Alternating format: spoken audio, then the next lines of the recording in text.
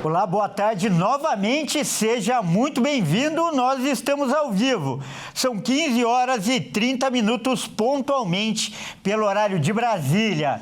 Eu sou o Kleber Werneck e a partir de agora você confere comigo as principais notícias nesta edição da tarde do Redação Hit. E olha só, os policiais que foram mortos na mega operação nos complexos do Alemão e Penha, no Rio de Janeiro, estão sendo velados e enterrados hoje no Rio de Janeiro. O corpo do policial militar Heber Carvalho da Fonseca, de 39 anos, foi enterrado nesta manhã. E o corpo do sargento do BOPE, Cleiton Serafim Gonçalves, de 42 anos, está sendo velado na sede do batalhão e será sepultado na cidade de Mendes, que fica no interior do estado. Os outros 2 policiais civis mortos na mega operação foram sepultados ontem. Marcos Vinícius foi enterrado no cemitério da Cacuia, na Ilha do Governador. Isso fica na zona norte do Rio de Janeiro. E Rodrigo Cabral, no Memorial do Rio, no bairro Cordovil. E em nota, a Polícia Civil se solidarizou com os familiares dos policiais mortos e disse que os ataques covardes contra os agentes não ficarão impunes. O BOPE publicou homenagens nas redes sociais aos 2 policiais militares mortos. E ainda falando da mega operação do Rio de Janeiro, continua sendo, o principal assunto esse do noticiário nacional. E nós vamos ver agora imagens que foram gravadas antes da ação dos policiais e mostram traficantes reunidos e fortemente armados. Vamos ver com o Anderson Nascimento, direto do Rio de Janeiro. Um vídeo de drone gravado pela polícia mostra que o momento em que criminosos fortemente armados se reuniram no alto do complexo da Penha, na zona norte do Rio de Janeiro, pouco antes de fugirem pela mata, durante a mega operação das Forças de Segurança realizada na última terça-feira. As imagens foram captadas por volta das 6 da manhã, no início da operação, e registraram 23 homens armados, alguns usando roupas camufladas e uniformes semelhantes ao das polícias, o que, segundo os agentes, dificulta a identificação dos criminosos. Mais adiante, já próximo à área da mata, as imagens mostraram 83 criminosos armados fugindo. De acordo com a investigação, entre os integrantes do grupo estão chefes do tráfico de outros estados, como Goiás, Espírito Santo, Bahia, Ceará, Amazonas e Pará, além de membros da cúpula do Comando Vermelho do Rio. O traficante Doca, um dos alvos centrais da ação, já estava escondido fora do perímetro de casas no momento das filmagens. Os registros fazem parte de um relatório que revela atos de extrema violência praticados por criminosos do Comando Vermelho. Segundo as polícias civil e militar, o Comando Vermelho controla mais de 1.000 favelas no Rio de Janeiro, o equivalente a 6 em cada 10 comunidades do estado. As demais áreas são dominadas por milícias e outros grupos criminosos. Nos últimos anos, a facção ampliou as formas de exploração dos territórios, cobrando pedágios de moradores para o acesso de serviços básicos. Além disso, dados da Secretaria Nacional de Políticas Penais indicam que a facção já atua em 24 estados, do Distrito Federal também, consolidando-se como a maior organização criminosa em atividade no Brasil. E agora nós vamos fazer nosso giro de repórteres pelo país para saber o que é notícia nesta quinta-feira. E olha só, uma pesquisa que foi feita nas redes sociais mostra que a maioria das pessoas está a favor da mega operação que aconteceu no Rio de Janeiro. Vamos ver os detalhes dessa pesquisa com a Bárbara Benício. Mesmo depois do fim da mega operação policial nos complexos da Penha e do Alemão, que deixou pelo menos 121 mortos, o assunto continua repercutindo nas redes sociais.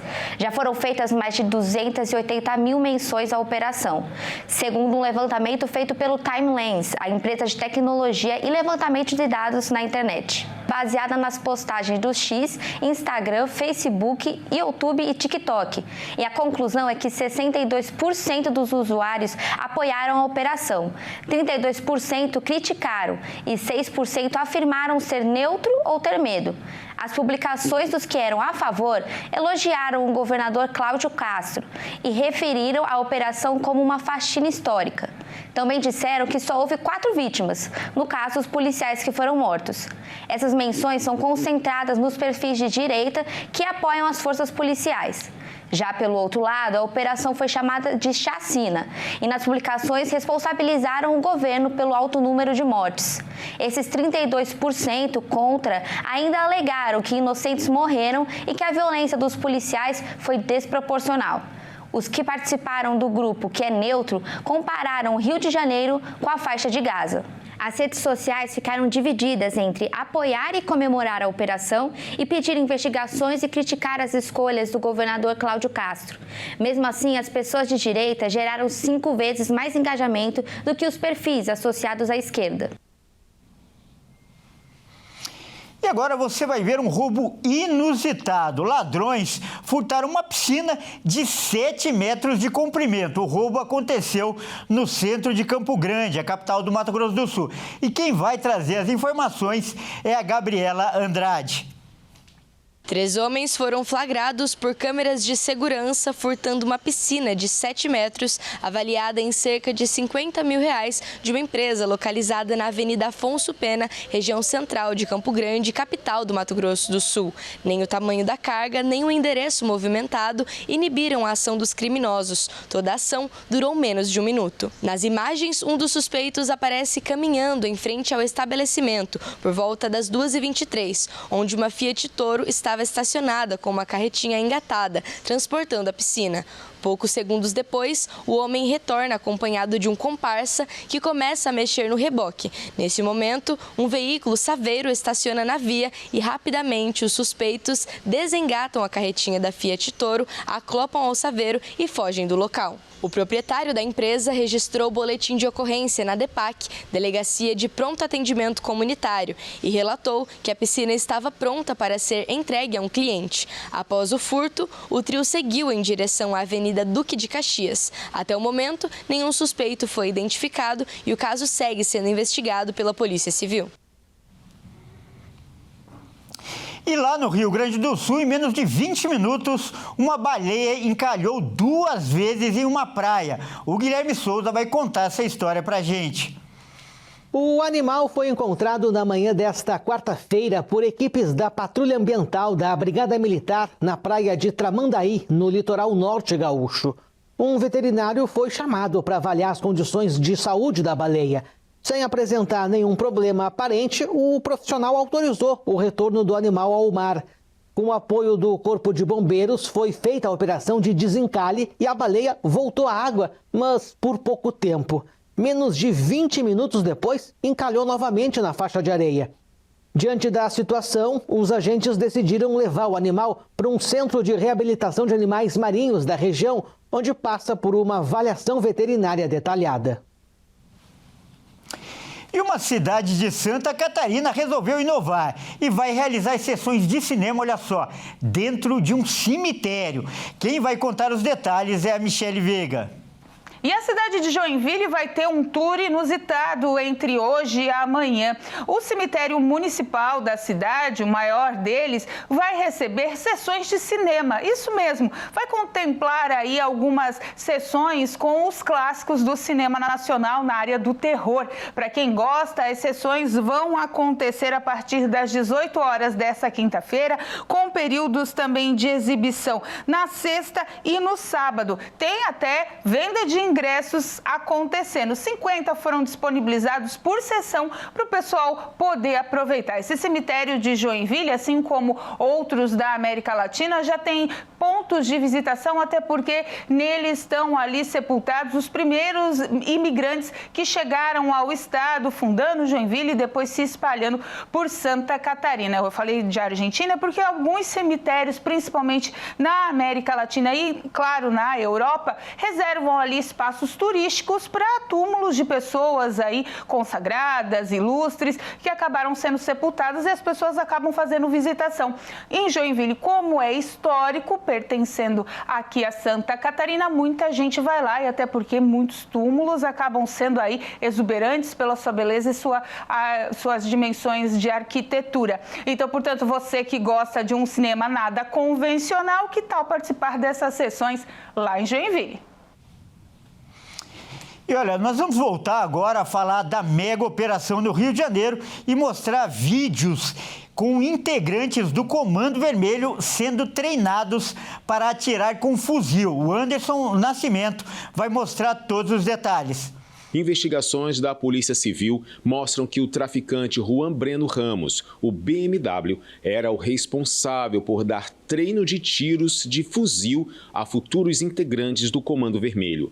O criminoso é um dos chefes da facção que atua nos complexos da Penha e do Alemão, na zona norte do Rio, onde aconteceu a operação considerada a mais letal da história do estado. As investigações indicam que o local do treinamento é a região da Pedreira, no alto do complexo da Penha, na zona norte do Rio. Nas imagens, é possível ver um jovem atirando contra 7 garrafas. Ele acerta o primeiro disparo e erra o segundo. Segundo os investigadores, quem orienta o jovem é o BMW. Esse traficante foi um dos denunciados pelo Ministério Público Estadual pelo assassinato, em outubro de 2023, de 3 médicos e da tentativa de homicídio de um 4º homem na Barra da Tijuca, na zona sudoeste do Rio. As vítimas participavam de um congresso de medicina e foram confundidas com milicianos de Rio das Pedras. Olha só, a Polícia Federal faz hoje uma operação contra hackers que desviaram 800 milhões de reais de empresas ligadas ao Pix do Banco Central. Os quase 70 mandados judiciais são cumpridos no Distrito Federal e em 6 estados brasileiros e até no exterior. Agentes da Polícia Federal saíram às ruas para uma operação de grande porte contra um grupo de hackers suspeito de desviar cerca de 813 milhões de reais de empresas e instituições financeiras ligadas ao sistema de pagamentos instantâneos Pix. De acordo com os investigadores, os criminosos invadiram contas utilizadas por bancos e instituições de pagamento para gerenciar transferências de clientes. A ação policial cumpre 26 mandados de prisão e 42 de busca e apreensão em 6 estados: Goiás, Santa Catarina, São Paulo, Minas Gerais, Paraíba e Bahia, além do Distrito Federal. A operação também se estende ao exterior, com apoio da Interpol, em cooperação com as polícias da Espanha, Argentina e Portugal. A Justiça Federal determinou o bloqueio de 640 milhões de reais em bens dos investigados, que devem responder pelos crimes de organização criminosa, invasão de dispositivo informático, lavagem de dinheiro e furto mediante fraude eletrônica.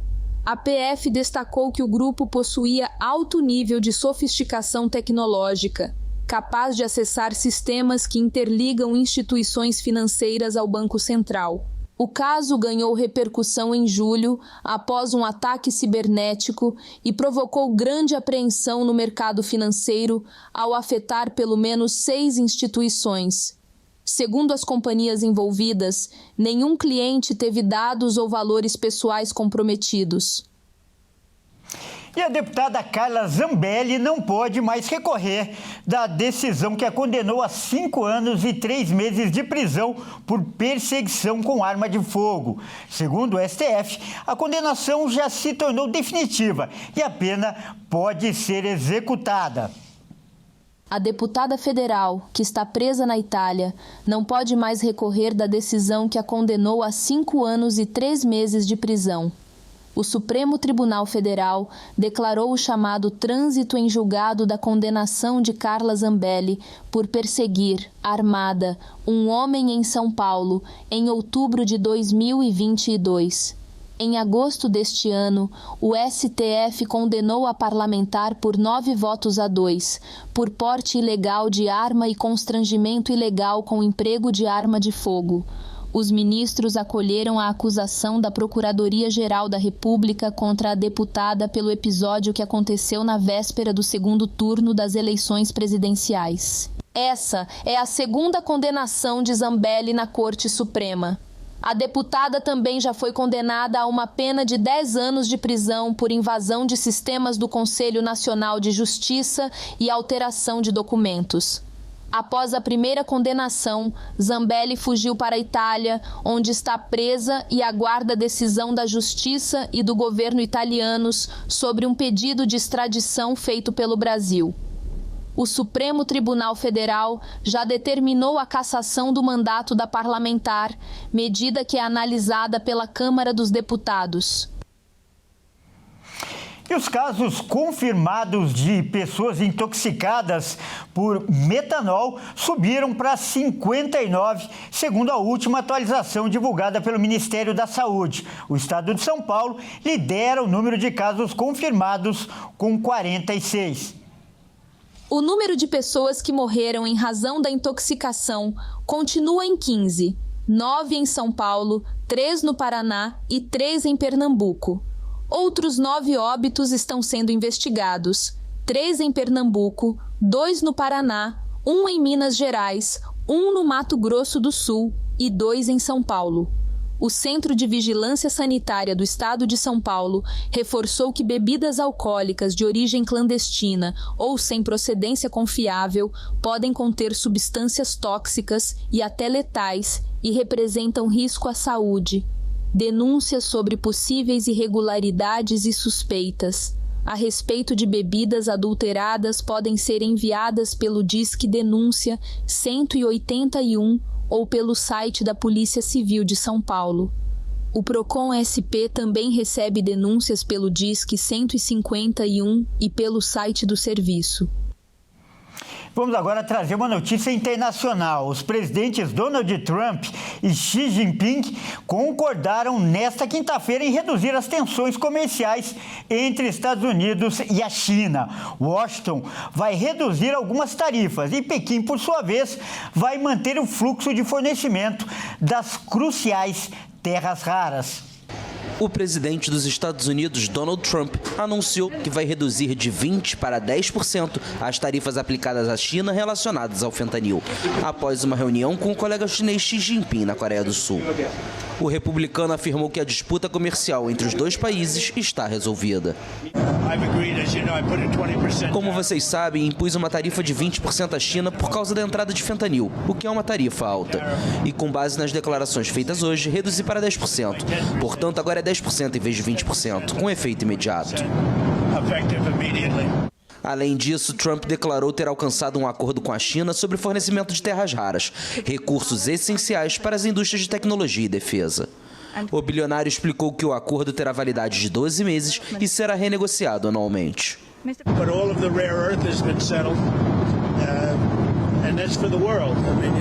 A questão das terras raras já foi resolvida, e isso é algo para todo mundo. Quero dizer em nível global. Pode-se dizer que era uma situação mundial, não apenas dos Estados Unidos. Continuaremos produzindo e comprando terras raras e tudo mais, em outros países. Mas com a China, toda aquela situação, aquele obstáculo já não existe. Trump disse ainda que vai trabalhar com Xi em busca de uma solução para a guerra na Ucrânia. A Ucrânia surgiu com muita força, falamos sobre isso por muito tempo e vamos colaborar para ver se conseguimos chegar a um acordo. Concordamos que as partes estão presas na luta e às vezes é preciso deixá-las lutar, suponho. É uma loucura, mas ele vai nos ajudar e vamos trabalhar juntos na questão da Ucrânia. Não há muito mais que possamos fazer. No início da reunião, os dois líderes trocaram elogios, com Xi Jinping pedindo fortalecimento das relações sino-americanas. Durante anos, afirmei publicamente em várias ocasiões que China e Estados Unidos devem ser parceiros e amigos. É o que a história nos ensinou e o que a realidade exige. Uma viagem de Trump para a China está programada para acontecer em abril, com a expectativa de que Xi visite os Estados Unidos depois. E agora é hora de falar de esportes aqui no Redação Hit.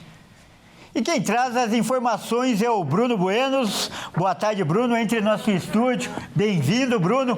Bruno, na última semana, você deve se lembrar bem, e as pessoas que nos assistem também, nós tínhamos noticiado que o Endrick, junto com seu staff, estavam procurando um novo clube para o atacante, né? E parece que agora o Endrick finalmente pode estar perto desse novo clube. Conta pra gente. Exatamente, Kleber. Uma boa tarde a você e também a todos que nos assistem. O jovem atacante não vem recebendo muitas oportunidades com Xabi Alonso no Real Madrid. Com isso, o Lyon da França se aproximou de um acerto por empréstimo. O clube já tem identificação com alguns brasileiros e, pensando na Copa do Mundo de 2026, seria um ótimo negócio para Endrick. O Lyon da França segue interessado em ter o atacante Endrick por empréstimo. No clube francês, Endrick teria minutos em campo e protagonismo, além de ter uma chance de ir para a Copa do Mundo de 2026. Ele tem contrato com o Real Madrid até 2030 e, apesar de não estar nos planos de Xabi Alonso, o clube não pretende vendê-lo. E agora o Lyon tenta um empréstimo de 6 meses com o Real, pagando parte do salário. A equipe do técnico português Paulo Fonseca ocupa a 4ª colocação na Liga Francesa, com apenas 2 pontos a menos que o líder PSG, e está na 3ª posição da Europa League, com 100% de aproveitamento. Além da boa infraestrutura e projeto de temporada, o Lyon tem um treinador que fala a mesma língua de Endrick, sem contar que a torcida tem boas lembranças e um carinho com os jogadores brasileiros. Para muitos, Juninho Pernambucano é um dos grandes ídolos do clube. Ou seja, Endrick terá um bom ambiente para se adaptar e retomar o bom futebol. No início da temporada, outros clubes apresentaram interesse no jogador, que preferiu continuar em Madrid e brigar pelo seu espaço. Mas, ciente da disputa pesada com o Mbappé, Endrick chegou a se colocar à disposição para atuar aberto pela direita, onde o Real Madrid apresenta carências. Porém, não foi suficiente para sequer ser testado. Olha, Bruno, para mim o Endrick é uma das maiores promessas do futebol brasileiro. Sou fã desse jogador, mas você acha, é um bom negócio essa troca? Para mim é um ótimo negócio, viu, Kleber? O Endrick não vem recebendo muitas oportunidades, como a gente já viu. E quando ele teve as oportunidades no Real Madrid, ele conseguiu demonstrar seu futebol, conseguiu ser artilheiro, por exemplo, da Copa do Rei. E acho que essa troca de ares, essa nova liga para ele vai fazer muito bem. E quem sabe a gente não possa desfrutar desse jovem atacante na próxima Copa do Mundo. Fazer bem, inclusive, para a seleção brasileira, né? Com certeza. E ó, ontem nós tivemos um brasileiro se classificando para a final da Libertadores, mostrando, né, a dominância que os brasileiros vêm tendo nos últimos anos no torneio. Inclusive, eu acertei o palpite, né, Bruno? É isso, Kleber. Você conseguiu acertar, eu acabei errando ali por um detalhe, porém o Flamengo conseguiu se dar bem, viu?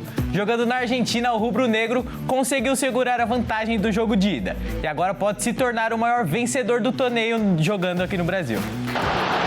Após vencer o jogo de ida no Maracanã e empatar sem gols na Argentina, o Flamengo se classificou e vai disputar sua 5ª final de Libertadores na história. Nos últimos 6 anos, o rubro-negro chegou a 4 finais. Em 2019, quando foi campeão, batendo o River Plate em uma histórica final. Em 2021, sendo vice para o Palmeiras em Montevidéu. E em 2022, quando conquistou seu tricampeonato em cima do Atlético Paranaense.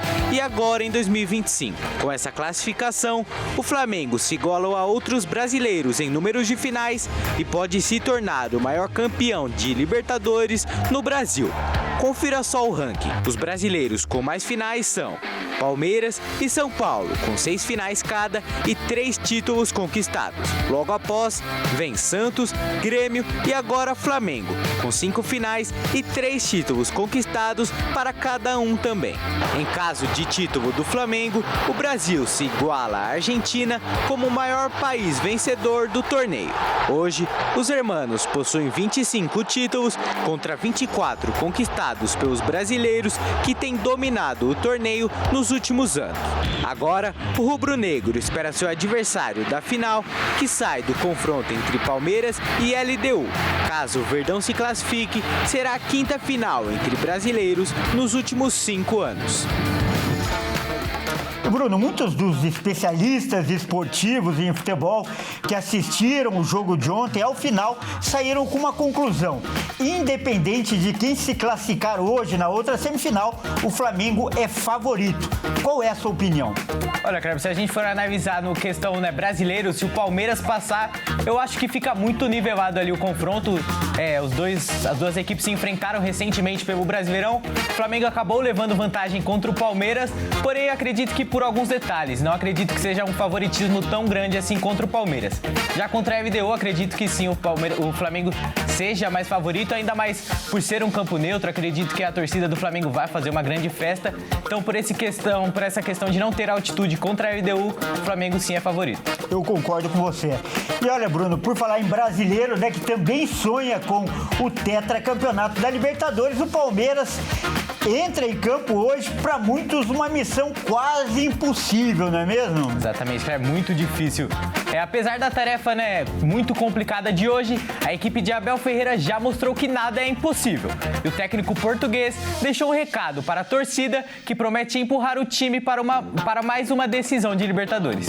Palmeiras e LDU se enfrentam nesta quarta, às 21h30, no Allianz Parque, pelo confronto de volta da semifinal da Libertadores. No jogo de ida, o time equatoriano venceu por 3-0 na altitude. Para ir à final da Libertadores, o Palmeiras precisa vencer por 3 gols de diferença para ir aos pênaltis ou 4 ou mais gols para avançar. É o maior desafio da temporada alviverde até então, precisando recuperar o ritmo e a confiança após uma sequência de 3 jogos sem vencer contra Flamengo, LDU e Cruzeiro, entre Brasileiro e Libertadores. Mas a boa notícia é que antes disso, vinha de 8 vitórias em 9 jogos, com placares elásticos no Allianz Parque. Já a LDU, sob o comando do brasileiro Thiago Nunes, construiu uma vantagem confortável e quer manter o bom retrospecto contra brasileiros nessa edição de Libertadores. O time equatoriano vem de 6 jogos sem perder, sendo 5 vitórias e 1 empate, com 10 gols marcados apenas nos últimos 3 jogos. Para o confronto, Abel Ferreira contará com o retorno de Aníbal Moreno, que havia ficado no banco no jogo de ida por um desconforto na coxa. E hoje, além de uma data decisiva, é uma data comemorativa. Hoje fazem 5 anos que o Palmeiras anunciou a contratação do técnico Abel Ferreira. O português chegou ao Verdão sem nenhum título na bagagem, mas levantou 10 taças no futebol brasileiro e se consolidou como um dos maiores treinadores da história do clube. Ao lado de Oswaldo Brandão, Abel é quem mais ganhou títulos como comandante no Palestra. Para o jogo de hoje, o treinador convocou a torcida e afirma acreditar em uma noite mágica. 90 minutos é muito tempo, quinta-feira. Preparem-se para uma noite mágica e convoco os nossos torcedores para, do primeiro ao último segundo, já há muito tempo que eu não vos peço nada, mas que não parem de cantar e que não parem de puxar pela nossa equipa. Nós somos a equipa da virada, nós somos a equipa do amor e mais do que nunca precisamos da vossa ajuda, porque eu acredito e tenho fé que algo mágico vai acontecer quinta-feira. Não me perguntem como nem quando, mas é isso que eu acredito. Mas a missão não é fácil para o Alviverde. Nunca antes um clube conseguiu uma recuperação com esta diferença de placar na semifinal da competição. Mas o Verdão tem motivos para se inspirar, já que em outras fases do mata-mata, algumas equipes conseguiram remontadas que entraram para a história. A mais impressionante delas aconteceu nas quartas de final. Depois de levar um 3-0 na ida do modesto Jorge Wilstermann da Bolívia, o River Plate recebeu o rival no Monumental e aplicou uma goleada massacrante por 8-0. A situação chega a ser semelhante à vivida pelo Palmeiras, pois o clube boliviano conseguiu tamanha diferença muito por conta da altitude de La Paz, mas depois virou presa fácil para os argentinos em 2017. A grande decisão está marcada para o dia 29 de novembro, em Lima, no Peru, contra o Flamengo. Olha, depois dessa entrevista do Abel, eu fiquei confiante. 3-0 Palmeiras e decisão nos pênaltis. E você? Olha, acredito que vai ser uma diferença um pouco menor. Acredito numa vitória do Palmeiras, porém por 1-0 hoje no Allianz Parque. E a Maíra Ângelos, nossa outra comentarista de esporte, palpitou 2-0 para o Palmeiras. Só eu que estou confiante, então. Não é, Bruno? Pois é, Kleber. Eu fico por aqui. Uma excelente tarde a você e também a todos que nos assistem. E até mais. Muito obrigado e até mais. Essa edição também fica por aqui. Eu agradeço demais a sua companhia. Uma ótima tarde e até mais. Tchau.